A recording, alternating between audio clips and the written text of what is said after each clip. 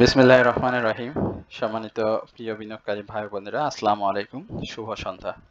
4 November রোজ মঙ্গলবার index পর্যালোচনা এবং আপনাদের কিছু অনুরোধের স্টক নিয়ে আলোচনা করার জন্য হাজির হয়েছি। আশা করি আপনারা সকলেই শারীরিকভাবে সুস্থ আছেন এবং ভালো আছেন। মানসিকভাবে আমরা সকলেই বিচলিত যারা আমরা শেয়ার মার্কেটে বিনিয়োগে রয়েছি, বিশেষ করে সাধারণ বিনিয়োগকারী। আর আমাদের মার্কেটে সাধারণ বিনিয়োগকারীর সংখ্যাই তো বেশি, তাই না? যারা গেমলিং করেন বা যারা মার্কেট মেকার থাকেন তাদের সংখ্যা কিন্তু খুব সীমিত। তো যাই হোক, আমরা সাধারণ বিনিয়োগকারী যারা এই জাহান্নামের আগুনে জ্বলতেছি তারাই আসলে বলতে পারবো যে আসলে আমাদের যন্ত্রণাটা আসলে কত বড়।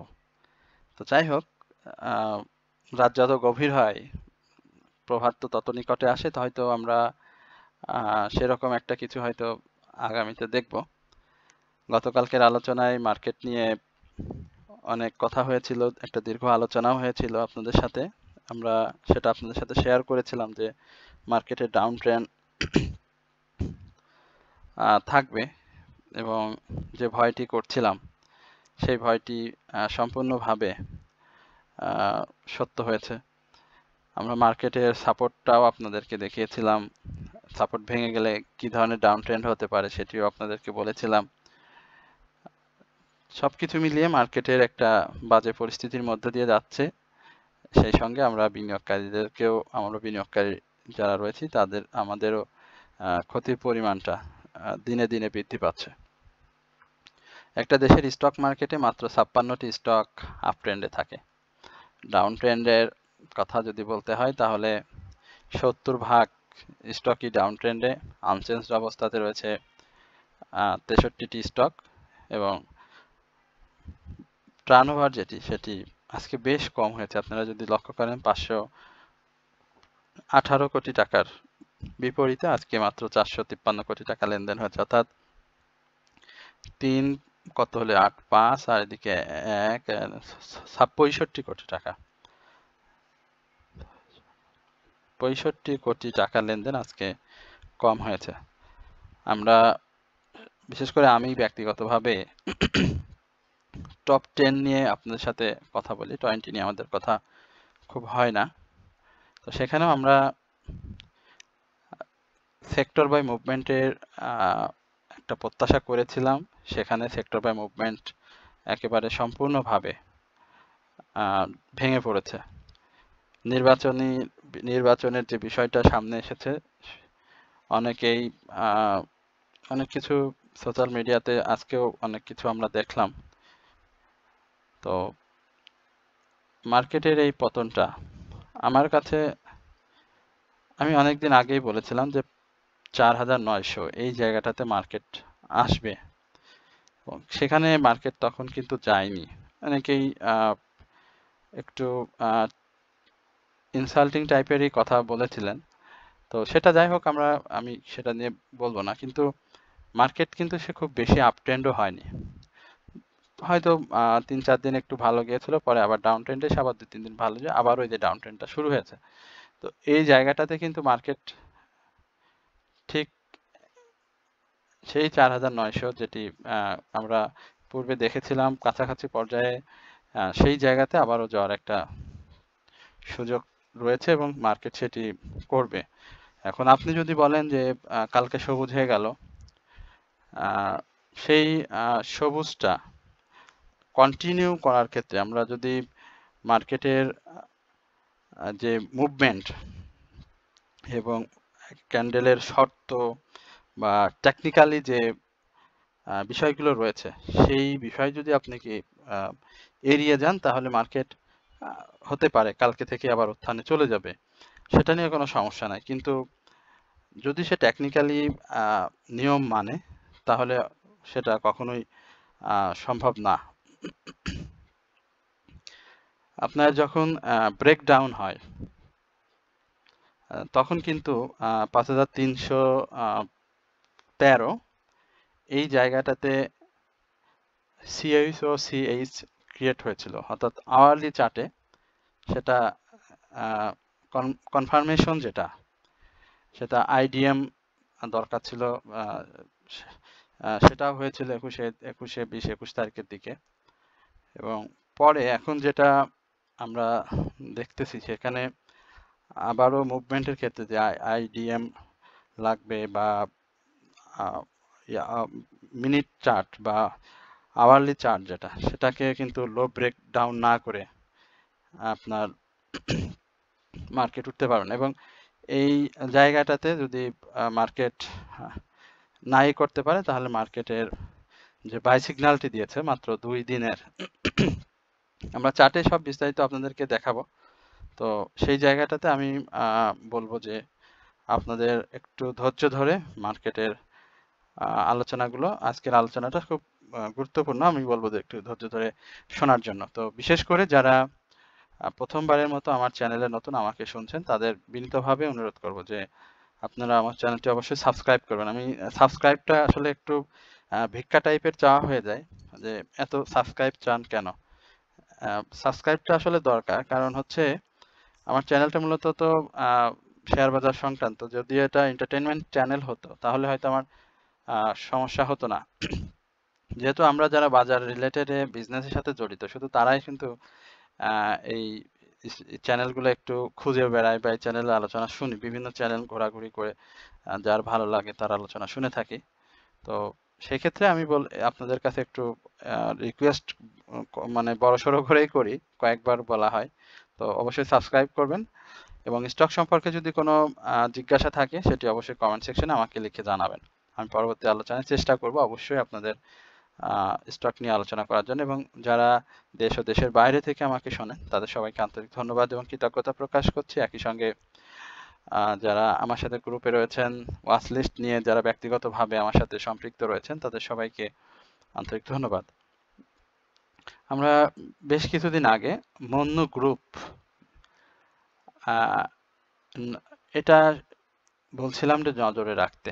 মন্নু গ্রুপ আজকে দেখেছেন, আমার ক্রেডিট বা আমি বলেছিলাম যে নজরে আপনারা রাখেননি কেন, এটা কিছু না, মানে এটা হয়ে যায়। আপনি যদি দেখেন যে অ্যাপেক্স ফুড কিছু স্টক বাড়ার ক্ষেত্রে এক একটা স্টক এক একটার সাথে প্রভাব বিস্তার করে। আপনি যখন দেখবেন মনস্পুল যখন বাড়ছে তখন দেখবেন যে আপনি বেড়ে যাচ্ছে মাগুরা পিএলসি। আপনি যখন দেখবেন যে ইন্স্যুরেন্স সেক্টরের কিছু স্টক দেখবেন যে ইন্স্যুরেন্স সেক্টরের কিছু স্টক বাড়ছে, তার সাথে কিছু স্টকের মানে মুভমেন্ট চলে আসে। এছাড়াও আরো বেশ কিছু আছে, যেমন আমরা টেক্সটাইল সেক্টরের কিছু স্টক দেখেছি যে এর সঙ্গে এ যদি বেড়ে যায় তো সেও বেড়ে চলে যায়। তো এরকমটা। তো অ্যাপেক্স ফুডের কথা বললাম, অ্যাপেক্স ফুড, হ্যাঁ, এইগুলো দেখবেন যে সে বাড়লে অ্যাপেক্স ফুড বেড়ে চলে যায়। তো মন্নুর যেটা হয়েছে, মন্নুর দেখেন প্রায় গ্রুপ ধরেই মানে টান দিয়েছে আজকে। হ্যাঁ, এই দেখেন মন্নু ফেব্রিক্স, মন্নু শ্রমিক, মন্নু অ্যাগ্রো, মানে সব এই সবগুলোই বৃদ্ধি পেয়েছে। তো আমাদের এটা হচ্ছে যে আমরা অনেক আগে বলেছিলাম, বাট এটা অনেকে হয়তো ভুলেও গিয়েছে, অনেকেই নজরে রেখেছে, বাট 2-4 জনের আমার সাথে যারা রয়েছে, বিশেষ করে যারা ওয়াচ লিস্ট নিয়ে রয়েছেন, তাদের আমি দেখেছি মন্নু শ্রমিকটা রয়েছে। আর মন্নু ফ্যাব্রিক্স বা মন্নু অ্যাগ্রো এই দুইটা নাই, বাট মন্নু শ্রমিকটা রয়েছে। শ্রমিকটা আমাদের অনেক আগে 79-তে যখন ছিল তখন একটা আলোচনা ছিল, এবং পরবর্তীতে সে কিন্তু আর সেভাবে মুভমেন্ট করতে পারেনি। পরে আবার ডাউনে চলে যায়, হাইও ক্রিয়েট করে এক সময়, তারপর ডাউনে চলে যায়। পরবর্তীতে আর মন্নু নিয়ে আমাদের কথাও হয়নি, বাট মন্নু যে স্টকগুলো ছিল সেগুলো আপনাদেরকে বলেছিলাম। K&Q আজকে উঠে এসেছে। আনোয়ার অপ্রতিরোধ্যভাবে বিভিন্ন হোয়াটসঅ্যাপ গ্রুপে আনোয়ার 103-এর মধ্যে বাই করে ফেলবেন, আনোয়ার অনেক দূরে চলে যাবে, এই ধরনের নিউজও আমরা পেয়েছি। আমার চ্যানেলের মাধ্যমে আপনাদেরকেও সেটি জানাচ্ছি আর কি। তো অনেক নিউজ তো থাকে, তারপরেও নিউজ ধরে আসলে আমরা বিশ্বাস করি না, কারণ আমরা অ্যানালাইসিস বেস বিজনেস করে থাকি। সুতরাং বিভিন্ন পেজের স্ক্রিনশট দেয়া হয় আমাদেরকে ব্যক্তিগতভাবে, হয়তো অনেক বিনিয়োগকারী ভাই ও বোনেরা পেয়ে থাকেন, আপনাদের যাদের অনেক বড় বড় মাপের লোকদের সাথে ব্যবসা সম্পর্কিত আলোচনা হয়। তো আমরা পেয়েছিলাম যে দিনের শুরুতে বাই করা, এই সময়ের এই প্রাইসে বাই করা, অনেক সময় দেখি কি যে সত্য হয় কিছু কিছু ক্ষেত্রে, মানে এটা খুব রেয়ার যে আহ, যেমন কিছুদিন আগে সিপাল পাইছিলাম। হ্যাঁ, ভদ্রলোক দেখলাম বিভিন্ন গ্রুপে মনে হয় দিছে, যাই হোক আমি পরবর্তীতে দেখি, পরে আমার হোয়াটসঅ্যাপে উনি দিয়েছে, তো সিপাল আগামীকালকে হল্ট হবে। দেখেন কাকতালীয় ভাবে আহ, মানে তখন এই রিসেন্ট কিন্তু, হ্যাঁ খুব বেশি না, একদিন সিপাল হল্ট হয়েছিল, হল্ট হবে এবং দেখলাম যে সিপাল ঠিকই হল্ট হয়েছে, পরে কিন্তু আর হল্ট ধরে রাখতে পারে না। এখন এই যে কথা বলা বা এই বিষয়গুলো তো খুবই আহ, বিপজ্জনক, যে একজন ডেকে নিয়ে আসলাম, হল্টেডে বাই করাই দিলাম, পরে টানা পতন। তো এইগুলো যাই হোক, এইগুলো থেকে একটু সাবধান থাকবেন। আমি মার্কেটের আপনাদের সবার সঙ্গে বিভিন্ন সমসাময়িক বিষয়ে কথা বলি। তো মার্কেট পরিস্থিতি খুব বেশি ভালো না, স্টকগুলোর পরিস্থিতি আরো বেশি খারাপ এই মুহূর্তে। বারবারও এই দিনে এই কথাটা বলেছিলাম যে স্টক ক্যাশ যাদের ফ্রি রয়েছে এই মুহূর্তে, ক্যাশ ফ্রি থাকলে বাই করলে অবশ্যই একটা ভালো প্রফিট পাওয়া সম্ভব, বাট সেটি অবশ্যই আপ ট্রেন্ড মার্কেটে যখন মার্কেট ঘুরে যাবে উপরের দিকে সেই সময়। তো এখন বাই করলে যেটা হবে যে অনেক স্টকে আবার আরো বেশি কারেকশন থাকার সম্ভাবনা থাকবে, কিন্তু আছে, যেটা হচ্ছে। সুতরাং অবশ্যই এই কারেকশন জোনটা দেখে বাই করবেন। টাকা থাকলে অবশ্যই প্রফিট সম্ভব এই মুহূর্তে মার্কেট থেকে। তো আমরা সেক্টর বাইয়ের কথা নাই বলি আজকে। গতকালকে 100% ডাউন ট্রেন্ডে ছিল ইন্স্যুরেন্স সেক্টর, আজকে দুই একটা এসেছে, এই যে দেখতে পাচ্ছেন দুইটা এসেছে, খুবই কম।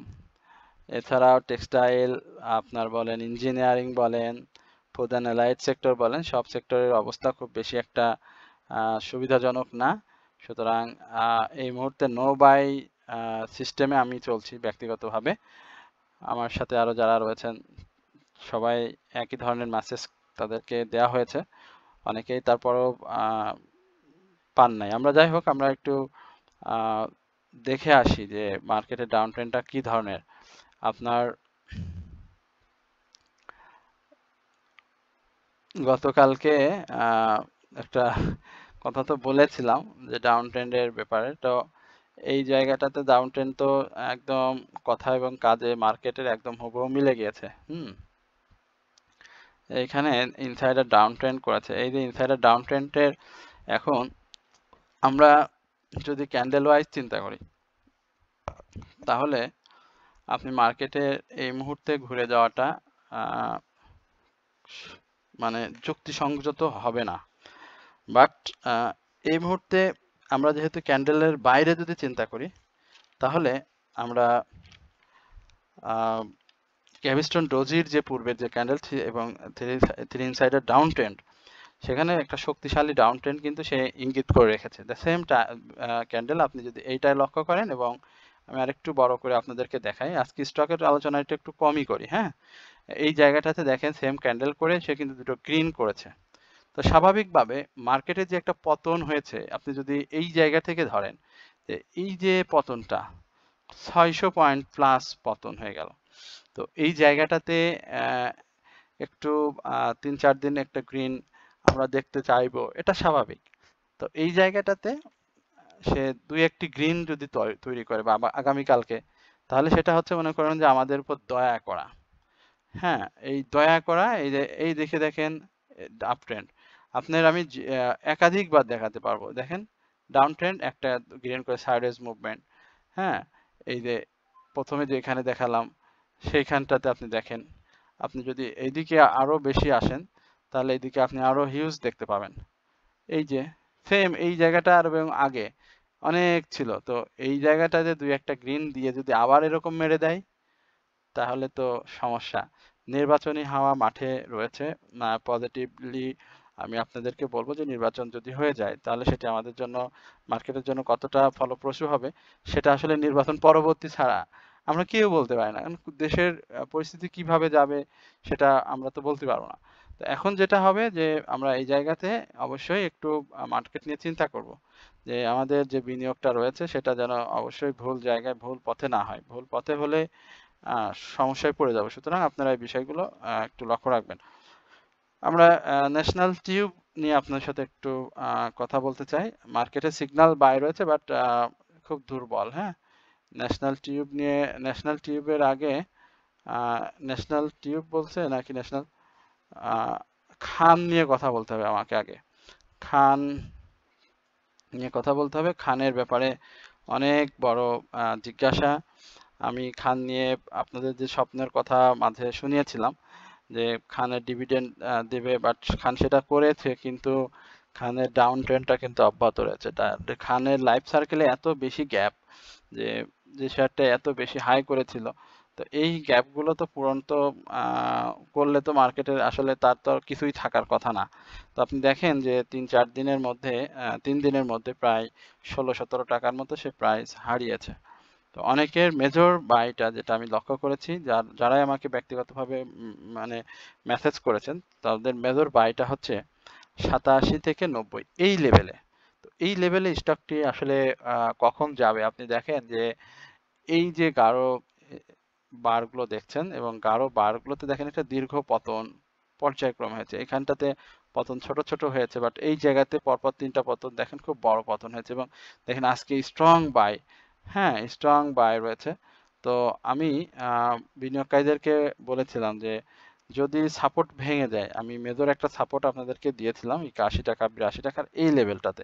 তো এই জায়গাটা যদি সে ভেঙে যায়, তাহলে 73 থেকে 72, ইভেন 70-এর আশেপাশে স্টকটি চলে যাওয়ার সম্ভাবনা থাকবে। তো স্টকটি আজকে 75 টাকা 80 পয়সা লো করেছিল, বাট এই জায়গাটাতে আমার কাছে মনে হয়েছে যে আরো ডাউন ট্রেন্ডে যাওয়ার একটা সম্ভাবনা থাকবে, এবং সেই ডাউন ট্রেন্ডটা আমরা পরে ড্র করবো। কারণ এখন যদি আমি বলি তাহলে আপনাদের মনে অনেক হবে। আগামী দিনে আমরা আজকে যে ভলিউম দেখেছি সেখানে বেশ বায়ার এবং সেলারদের একটা ভালো কম্পিটিশন ছিল, এবং শেষের দিকে এসে আপনার বাই হয়েছে, কিন্তু বেশ ভালো প্রাইজে বাই হয়েছে। তো সেই জায়গাটাতে আমরা একটা আবার ছোট্ট আশার সঞ্চার আমাদের হয়েছে, যদিও সে ইনসাইডার ডাউন ট্রেন্ড ক্রিয়েট করে রেখেছে এবং গতদিনের হাইয়ের উপরে ক্লোজ করতে পারেনি, এবং ভলিউম, সেই ভলিউমের জায়গাটা গ্রো হয়েছে, এবং এই জায়গাটাতে আমরা প্রাথমিকভাবে স্টকটি 90 টাকার উপরে একটা মুভমেন্ট মুভমেন্ট আশেপাশে দেখতে পাবো। তো সেটা যদি না হয় বা কালকে যদি ডাউন ট্রেন্ড কনফার্ম করে, তাহলে আমরা কিন্তু সেটি জানিয়েই দেবো আপনাদের যে আসলে সে কতদূর যাবে। তখন আবার বলতে পারবেন না যে ভাই আপনি আলোচনা দিয়েছেন তাই কমে গেছে। আমি যখন আলোচনা দিয়ে বেড়ে গেলে আমি, আপনি দেওয়ার পরে বেড়ে যায়, আমি যখন আলোচনা দিয়ে কমে গেলে ভাই আপনি দেওয়ার কারণে কমে যায়, মানে তো সেটা থেকে বাঁচার জন্য আর কি বললাম না যে কি ধরনের ডাউন ট্রেন্ড আসবে সামনের দিকে। তারপরে আমরা ন্যাশনাল টিউবস এই স্টকটি নিয়ে আপনার সাথে কথা বলবো। ন্যাশনাল টিউবস এর কি অবস্থা একটু দেখে আসি। লো পেইড স্টকের পাবলিক হোল্ডিং শেয়ার রয়েছে বেশ ভালো।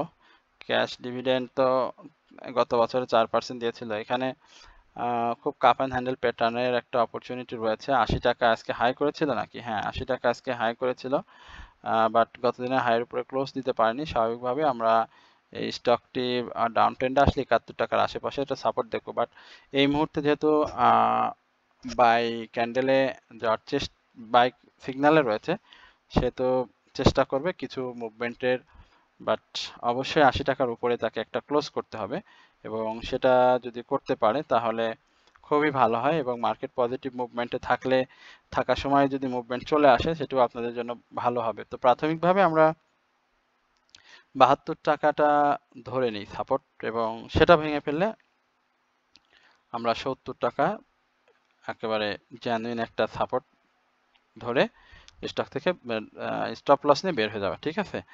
আচ্ছা, এরপরে আমরা সোনালী পেপার এই স্টকটি নিয়ে কথা বলতে চাই।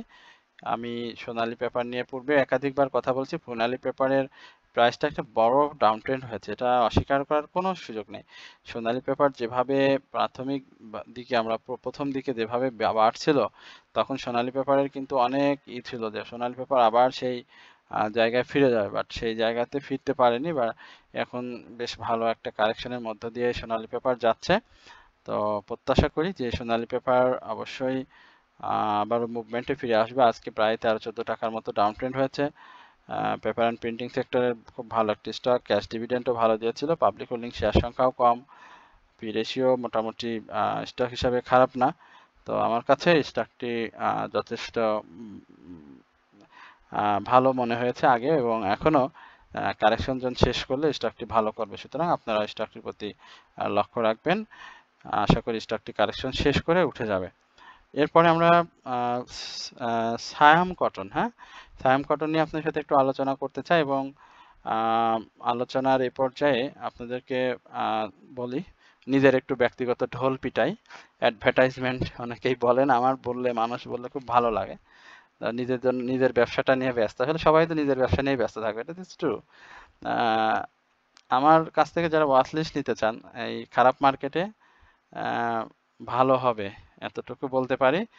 অবশ্যই আমার সাথে যোগাযোগ করবেন, আমার সামান্য অনারিয়ামের মাধ্যমে আমরা এটা দিয়ে থাকি আপনাদেরকে। আমার কমেন্ট সেকশনে নাম্বার দেওয়া থাকবে, সেখান থেকে আপনারা নাম্বার নিয়ে হোয়াটসঅ্যাপে নক করলে আমরা জানিয়ে দেবো আমরা কি কি সুবিধা আপনাদের দিচ্ছি। খুব সামান্য পরিসরের অনারিয়াম নেওয়া হয়।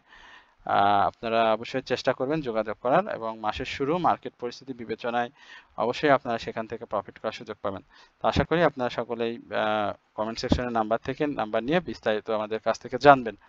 তো আমরা স্যাম কটনের ব্যাপারটা হচ্ছে কি, স্যাম কটন কিন্তু বারবার ফিরে আসছে, বারবার ফিরে আসছে। এই জায়গাটাতে দেখেন, এই জায়গা থেকে এই জায়গা পর্যন্ত যে মুভমেন্টটা ছিল 1 টাকা, 1 টাকা 1.5 টাকার, এবং এখন ডাউন ট্রেন্ডে এসে এই জায়গাগুলোতে সে বারবার বাধাপ্রাপ্ত হচ্ছে এবং এই বাধাপ্রাপ্ত হওয়ার কারণে সে কিন্তু মুভমেন্টটা ধরে রাখতে পারছে না। এখন আমি মনে করি যে এই 17 টাকা 20 পয়সা এই জায়গা থেকে যদি স্টকটি 18 টাকা 20 পয়সা উপরে একটা ক্লোজ করতে পারে খুব ভালো হবে, সেক্ষেত্রে আমরা খুব সহজে 19 টাকার আশেপাশে দেখে ফেলবো।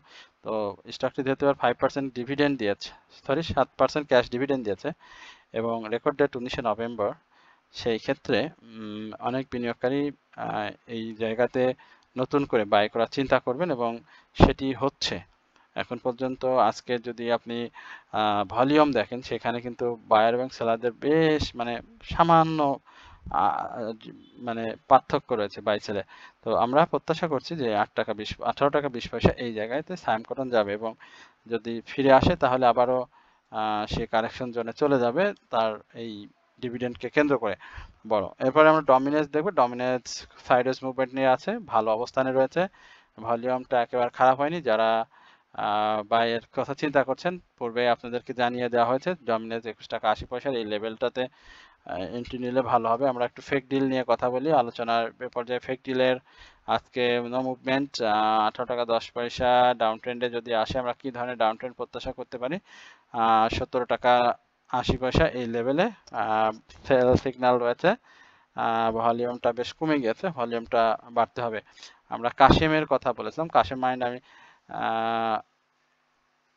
কাশেমের কথা বলেছিলাম এবং কাশেমের প্রাইস অ্যাকশন হয়েছে, বাট আমি বলেছি তার মানে কাশেমের যে অবস্থান খুব ভালো, ব্যাপারটা এরকম না, বাট মুভমেন্টের জন্য চেষ্টা করবে। দেখা যাক 40 টাকা 40 পয়সার আশেপাশে আসে কিনা, যদি আসে তাহলে তো খুবই ভালো, আপনারা ভালো প্রফিট নিতে পারবেন। এশিয়াটিক নিয়ে একটু কথা বলি, বাই সিগন্যাল রয়েছে কাশেমের। আমরা এশিয়াটিক ল্যাব দিয়েছিলাম 56-54 এর লেভেলে এবং সেই জায়গাগুলো তো আসলে এই যে 54 এই জায়গাতে দিয়েছিলাম।